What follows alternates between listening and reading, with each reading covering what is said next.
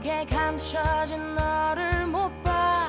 나는 알아 내겐 보여 그토록 찬란한 너의 날개. 겁내지마 할 수 있어. 뜨겁게 꿈틀거리는 날개를 펴 날아올라 세상 위로.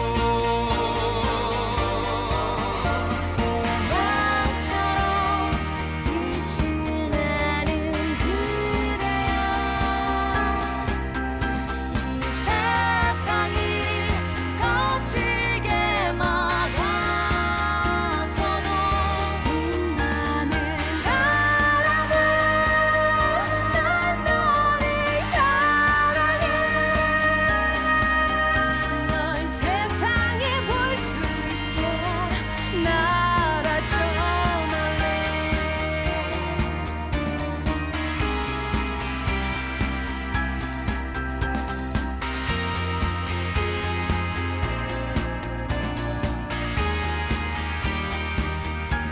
꺾여버린 꽃처럼 아플 때도 쓰러진 나무처럼 초라해도 너를 믿어 나를 믿어 우리는 서로를 믿고 있어. 심장의 소리를 느껴봐. 힘겹게 접어놓았던 날개를 펴 날아올라 세상 위로. 꽃처럼 아름다운 그대여. 이 세상이 차갑게 등을 보여도 눈부신 사랑아 난 너를 사랑해. 널 세상이 볼 수 있게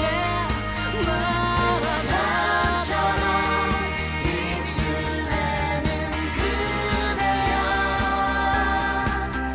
이 세상이 거칠게 막아서도 빛나는 사랑아 난 너를 사랑해.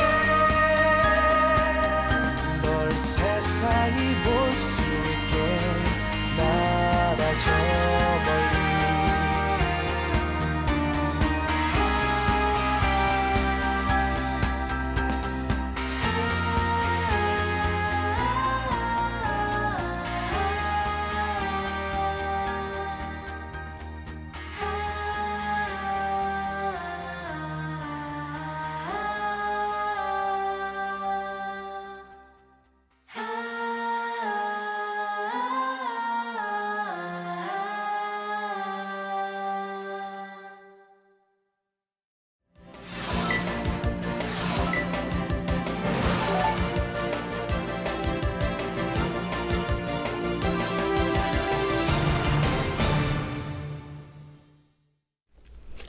안녕하세요. 긴 결방을 끝내고 네. 돌아온 뉴스데스크의 바람잡이 지영은입니다. 오랜만입니다. 네. 엄주원입니다. 오늘은 러블릭스의 버터플라이로 출발했는데요. 새벽별님이 청해 주셨네요. 네. 고맙습니다. 저희가 12일 만에 돌아왔다 뭐 이러시는데 진짜 12일 오래됐네요. 동안 방송을 안 했던 건 아니고 네. 결방은 6일.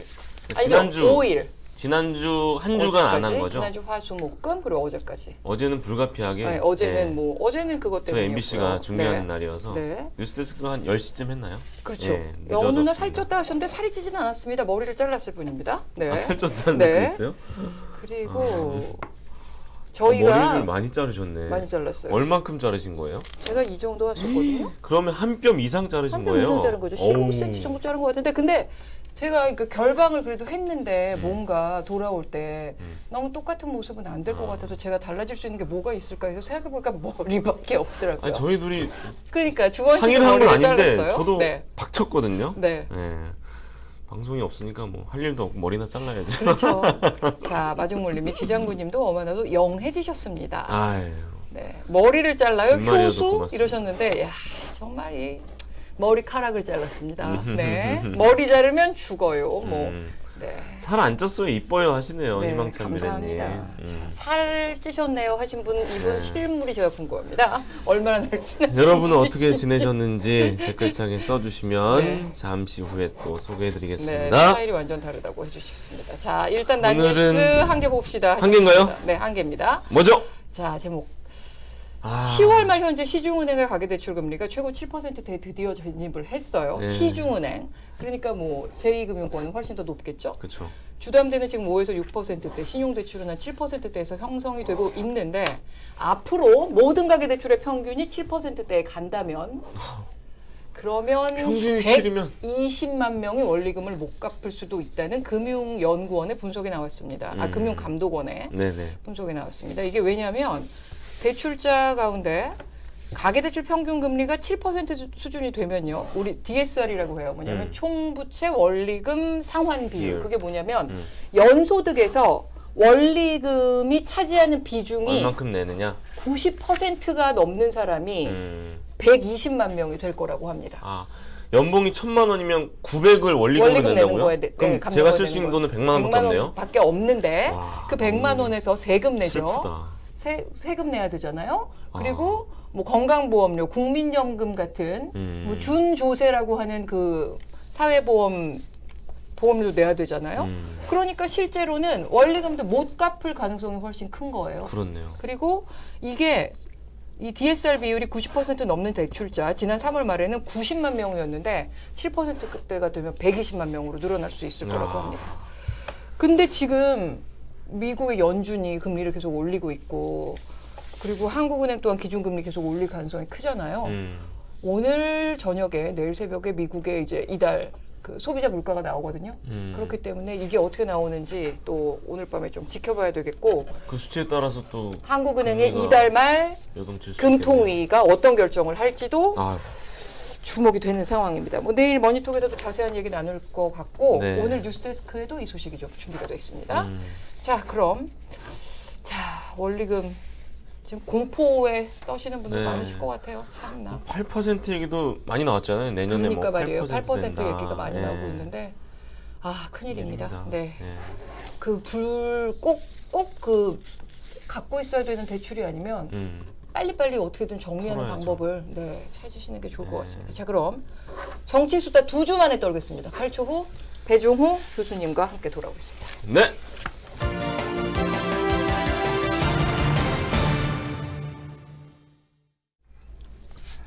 네, 배종호 교수님 오랜만에 뵙겠습니다. 네. 잘 지내셨습니까? 어서 오십시오. 시국이 하도 어수선해서 마음이 무겁습니다. 그러니까요. 네, 마음이 너무 무겁습니다. 저희도 지난주에 결방을 하기로 했을 때 도대체 무슨 말을 해야 되나 그래서 그러니까요. 결방이 답이다 이렇게 결정을 했었던 것 다 같습니다. 그랬죠. 네, 예. 다 그런 마음이셨을 겁니다. 저는 또 아이가 그 나이 때니까 아, 20대죠. 뉴스를 보면 너무 마음이 아파서 저는 뉴스도 못 보겠더라고요. 그렇게 그렇죠. 할 줄 남의 일 알았어요. 같지가 않죠. 네네, 남의 일 같지가 않습니다.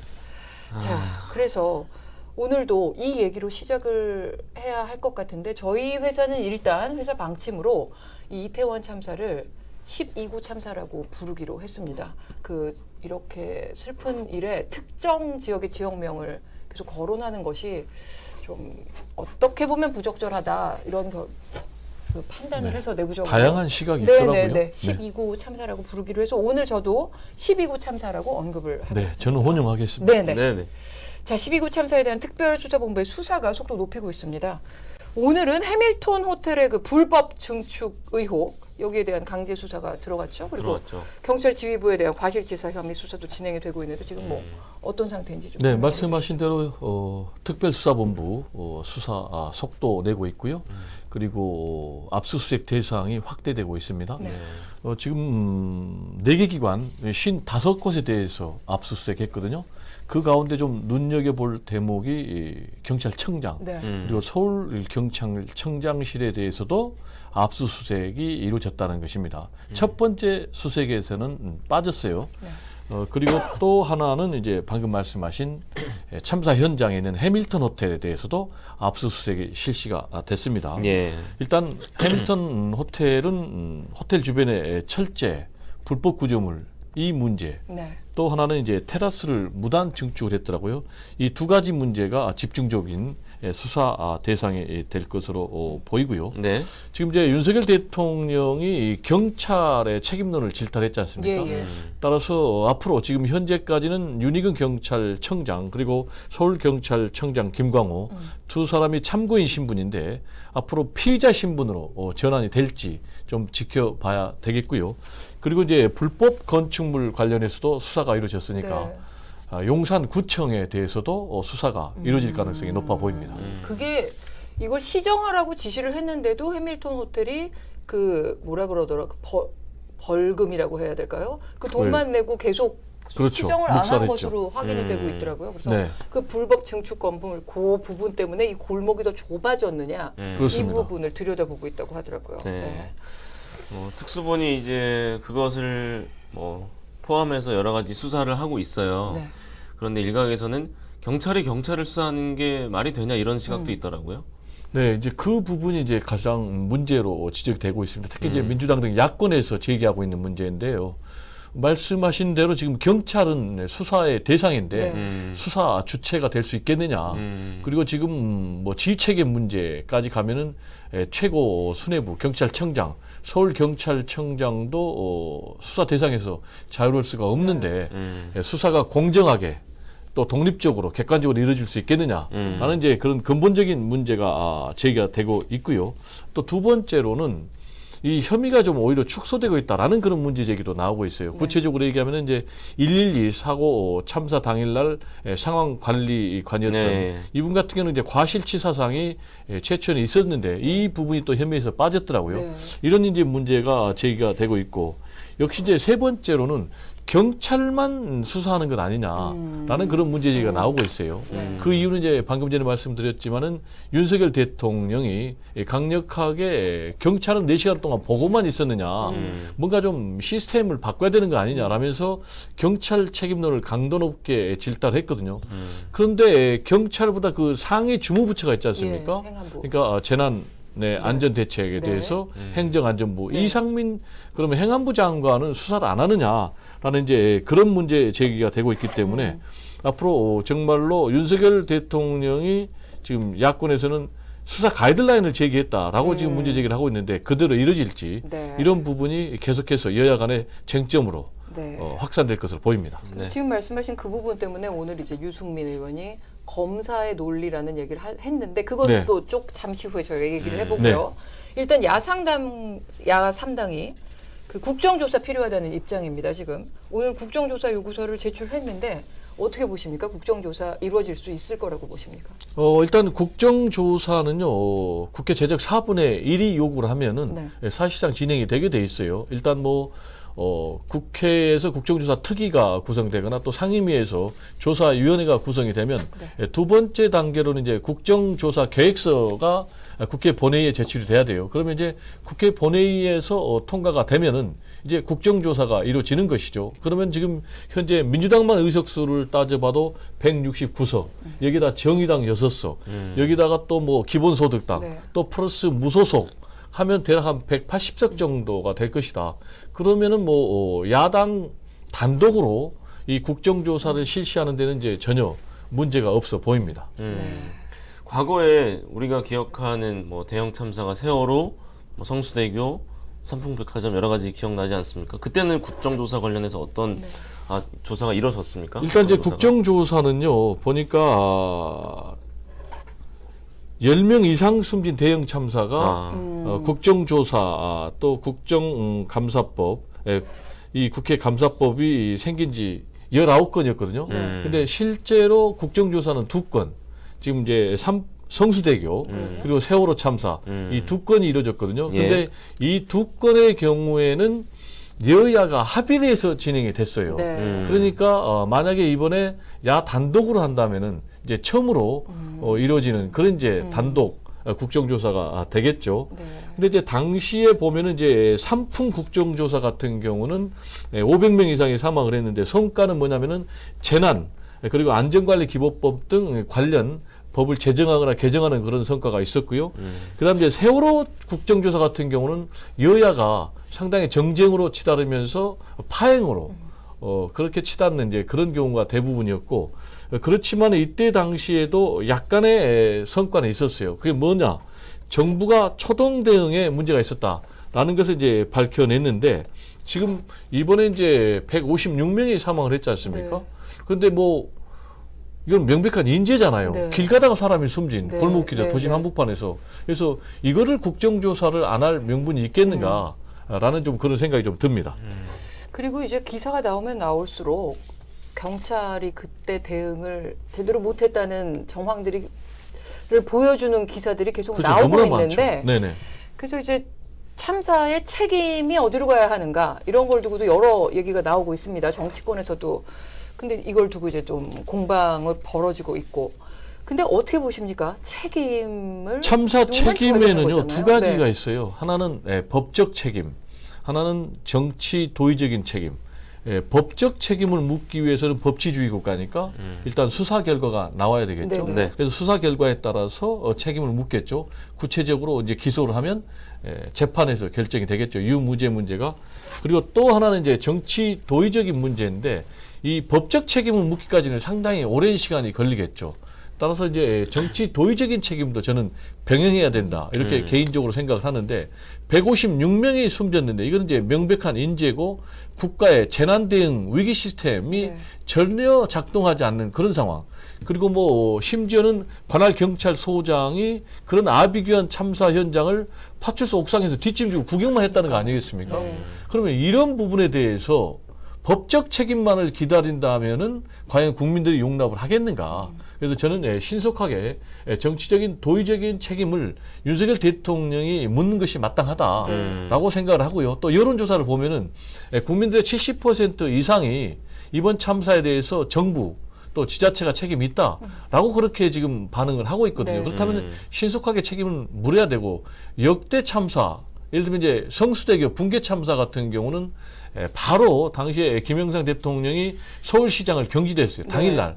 그럼 이제 그때는 지자체장이 이제 임명제였거든요. 네. 지금 그래서 이제 조순 선출직이니까. 시장이 성수대교에서 임기를 시작했었죠 그때. 그렇죠. 네. 이제 그런 차이가 있는가 하면은 또 두 번째로는 당시에 국무총리도 바로 사의를 표명을 했어요. 네. 그런데 이제 그런 부분하고는 좀 너무가 안 맞잖아요. 네. 제가 볼 때는 이런 차원에서 지금 현재 아무도 책임지겠다는 사람이 없어요. 국무총리도 책임 안 지겠다. 그리고 장관도 책임 안 지겠다. 또 뭐 경찰청장도.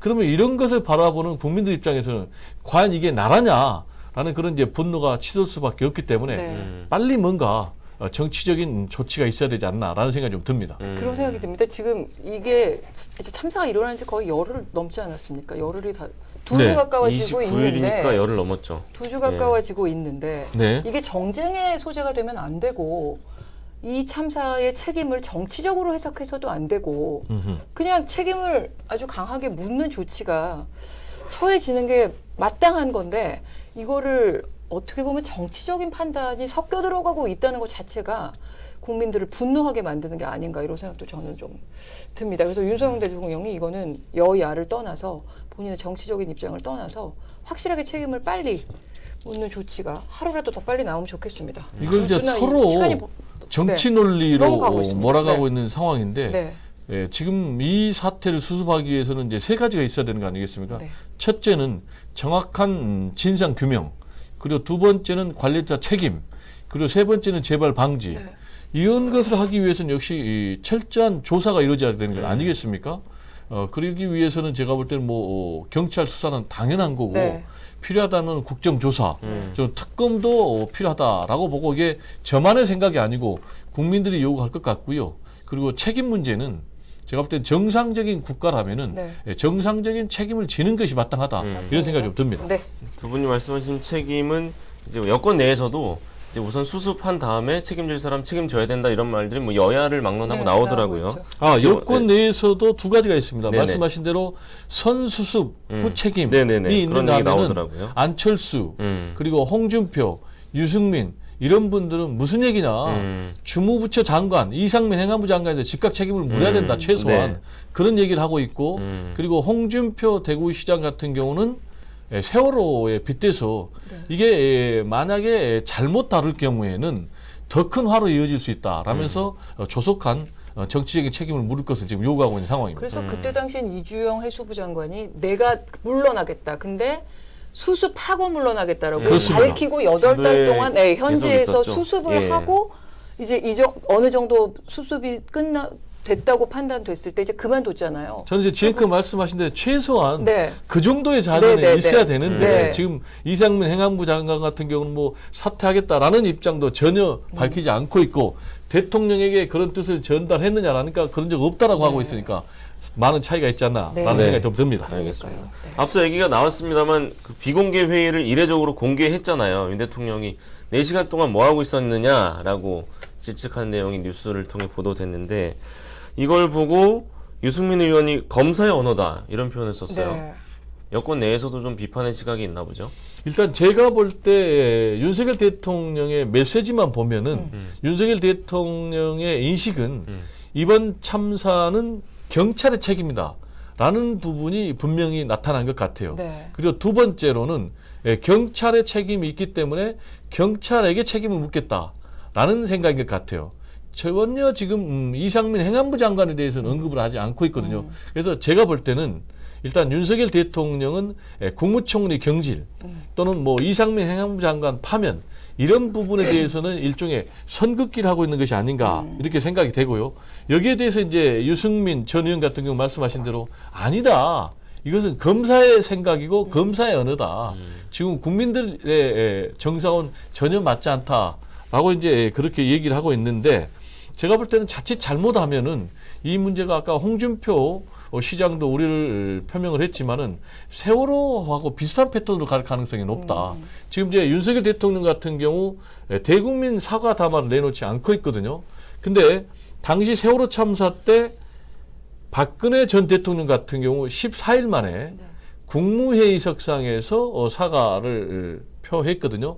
근데 이래도 전혀 진정성이 전달이 되지 않으니까 이로부터 2주 뒤에 다시 눈물 흘리면서 대국민 사과를 내놨는데 담화 형식으로 이때는 너무 늦었죠. 그래서 결국 탄핵으로 갔는데 이런 부분을 좀 심각하게 고민을 하고 인식을 해야 되는 상황이 아닌가라는 생각이 좀 듭니다. 네. 이 7번 질문은 이제 비슷한 맥락일 것 같으니까 8번으로 넘어가 보겠습니다. 네. 시간이 많지 않아서요.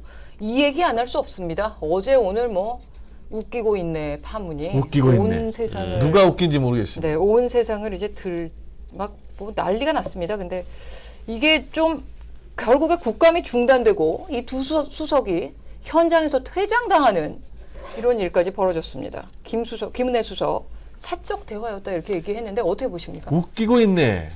이 사건의 핵심은 김은혜 수석이 말한 대로 사적 대화겠는가 아니면 본인의 속내가 드러난 것인가가 핵심 아니겠습니까? 제가 볼 때는 김은혜 홍보수석의 속내가 드러난 것이다 이렇게 봅니다. 그 이유는 첫째 장소입니다. 이게 국정감사장이거든요. 네. 그리고 김은혜 홍보수석, 강승규 수석 두 사람이 여기에 증인 자격으로 배석을 한 거예요. 근데 윤석열 대통령실에 대한 첫 국회 국정감사 네. 그리고 이태원 참사가 벌어진 직후에 생긴 이 국정감사에서 제가 볼 때는 사적인 대화를 했을 것 같지가 전혀 않다. 그리고 두 번째는 당시 상황입니다.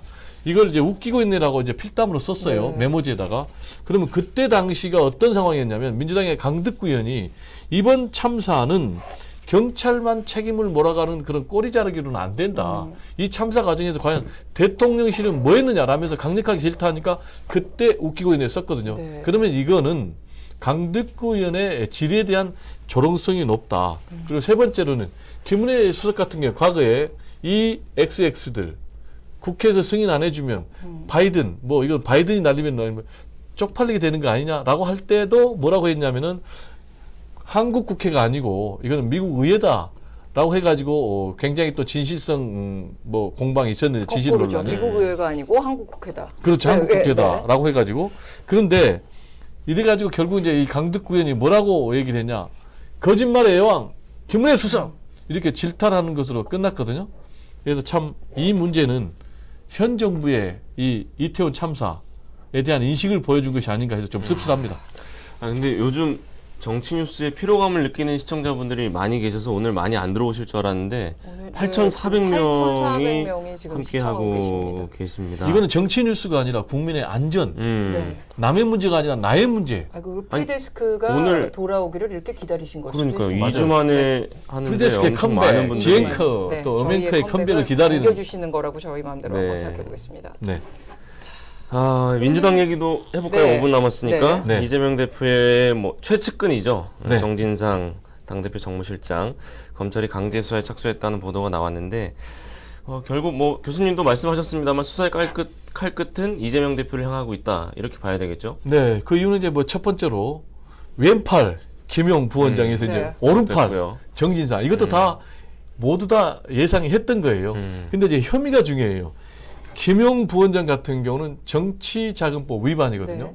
그러니까 뭐 8억 4,700만 원 받았는데 그 돈이 이재명 대표의 경선 자금으로 썼다라는 것 아니겠습니까? 그리고 실제로 공소장에 이재명 대표가 명기가 돼 있어요. 그러면은 결국은 이 부분도 이재명 대표를 향할 것이다라는 그런 것 하나. 그리고 이제 이번에 정진상 지금 이제 당 대표 정무 조정실장에 대해서 강제 수사가 됐는데 여기에 대해서도 혐의가 뭐냐면 뇌물이거든요. 네. 근데 이 시점이 성남시에 근무할 때 그리고 경기도에 근무할 때 네. 그럼 결국 이것도 결국은 이재명 대표와 다 연계된 것이다 라고 전망이 되거든요. 그래서 제가 볼 때는 앞으로 김용 이미 이제 구속 기소했고 그리고 이제 정진상 실장에 대해서도 만약에 영장이 발부가 된다면 구속 기소할 거로 보여지거든요. 그러면 이 두 사람에 대한 뭐 어느 정도 재판이 정리가 되는 과정에서 이재명 대표의 공범으로 제가 볼 때 기소할 가능성이 매우 높지 않나 이런 생각이 좀 듭니다.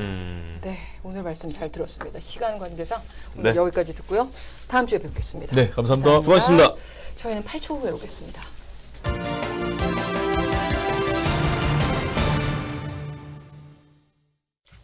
네, 뉴스데스크 큐시트를 미리 보겠습니다. 네, 첫 소식은요. 네, 오늘 뉴스데스크는요, 129 참사 관련 단독 뉴스로 시작을 하겠습니다. 제가 이게 이 네. 최종 원고를 아닌 다른 걸로 갖고 왔네요. 예를 좀 제가 네네네. 가져갈게요. 네. 네, 여기 있습니다. 네. 이 참사 당일에 윤석열 대통령의 첫 대응 지시가 음. 55분이 지나서야 국가재난정보관리 시스템에 올라온 것으로 확인이 됐습니다.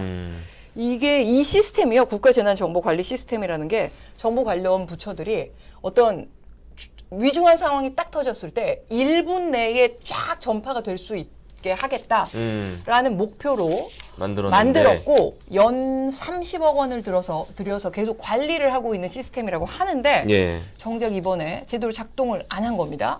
그래서 행안부 관계자는 이렇게 얘기했대요. 대통령의 지시 내용을 언론 보도를 통해 알았다. 왜냐하면 이게 대통령실이 거기에 올린 다음에 그 보도 자료를 발표했거든요. 근데 올린 건 제대로 전파가 안 됐고 보도 자료가 전파가 되면서 언론 보도를 보고 알았다. 이렇게 말했다고 하는데 이게 말이 되는 소리인지 모르겠습니다. 그래서 뉴스데스크에서 도대체 왜 이런 일이 벌어진 건지 단독으로 취재했습니다. 확인하십시오. 네. 그리고 두 번째는 저희 MBC가 윤석열 대통령 취임 6개월, 내일이거든요. 취임 6개월을 앞두고 여론조사를 실시했습니다. 뉴스데스크에 그 결과가 보도되는데요. 자막이 국정 나가네요. 운영 지지율, 잘한다가 33.4%, 9월에 비해서는 조금 올라갔습니다. 그리고 잘 못하고 있다는 59.7%. 거의 60%. 이거 60% 아래로 떨어졌습니다. 이것도 소폭 내려갔습니다. 그리고 지난 6개월간 무엇이 좋아졌느냐 이렇게 물었더니 이게 조금 슬픕니다. 60%에 가까운 응답자가 좋아진 게 없다. 이렇게 말했습니다. 그래도 좀 좋아진 거, 이렇게 비중이 좀 있었던 것은 부동산 문제가 나아졌다. 정치개혁과 부패 청산 뭐 이런 답변이 뒤를 이었습니다. 여론조사 결과에서 조금 재밌었던 건 재밌었다고 말씀드리면 안 되겠죠. 여론조사 결과에서 조금 의미 있는 것은 이게 여론조사가 7일과 8일에 실시됐거든요. 그러니까 12구 참사가 있은 다음에 실시된 거기 때문에 이 참사에 대한 민심이 결과에 반영된 여론조사였습니다. 그래서 직접적으로 참사에 대한 정부의 대응이 어땠다고 보는가 이렇게 물었더니 72.9%가 부정적으로 평가했습니다. 네. 특히 50.3%는 매우 적절하지 못했다 이렇게 응답했습니다. 절반을 넘는군요. 네, 그리고 참사의 주된 원인이 무엇이었냐 이렇게 물었더니 응답자의 50.4%가 관련 기관의 사전 대비가 부족했다. 이렇게 얘기했습니다. 대부분의 절반 이상의 국민들이 저걸 왜 미리 못 막았나? 왜 저거를 통제를 저거밖에 못했나? 이렇게 생각하고 있다는 것이 이번 여론조사에 사전 대비. 네, 반영이 됐습니다. 이 밖에도 민심을 엿볼 수 있는 다양한 여론조사 결과가 오늘 공개되니까 뉴스데스크에서 확인하시기 바랍니다. 네, 다음 소식 뭐죠? 다음은 20초 정도 남았네요. 네, 대장동 수사 관련 단독 취재 뉴스도 오늘 준비되어 있습니다. 검찰이 아까 말씀하셨는데 뇌물 수수 혐의 월 총 1억 4천만 원의 뒷돈을 대장동 일당으로부터 받은 혐의를 포착했는데 예. 특히 지난 2019년에는 이 정진상 실장이 유동규 전 본부장에게 돈을 먼저 요구했다. 검찰이 이런 내용을 확인한 것으로 확인됐습니다. 뉴스데스크에서 구체적인 내용 전해드리겠습니다. 네, 자세한 내용은 본방을 통해 확인해 주시기 바랍니다. 저희 내일 돌아올게요. 감사합니다. 고맙습니다.